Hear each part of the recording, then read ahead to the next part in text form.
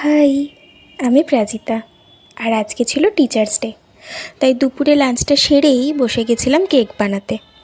আসলে যত বড় হচ্ছি তত বুঝতে শিখেছি, কিনে গিফট দেবার থেকে কিছু বানিয়ে দিলে তার ভালো লাগা আর ভালোবাসা দুটোই একটু আলাদা হয়।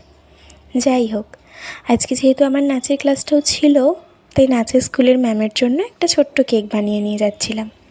আমার বাদবাকি বন্ধুরাও অবশ্য আরও অনেক কিছু বানিয়ে নিয়ে যাবে। আচ্ছা, ছোট্টবেলায় যখন স্কুলে পড়তাম তখন এই দিনটা একটা আলাদাই ভালো লাগা কাজ করতো, তাই না? শাড়ি পরে স্কুলে যাওয়া, তারপর সেখানে সব টিচারদের জন্য গিফট নিয়ে যাওয়া, আর তারপর আমাদের সাংস্কৃতিক অনুষ্ঠানে অংশগ্রহণ করা, সব মিলিয়ে যেন ওই স্কুলের সময়টাই সব থেকে ভালো ছিল। এখন যেটাকে খুব মিস করি।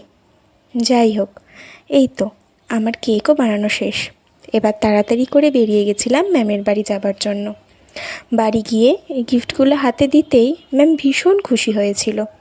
তারপর কেক কেটে আর বাদবাকি বন্ধুরা যা খাবারগুলো বানিয়ে এনেছিল সেগুলো টেস্ট করেই সবাই মিলে একটু গল্প করে নিচ্ছিলাম। তারপর আর কি, সোজা বাড়ি। আজ তাহলে আসি, টাটা।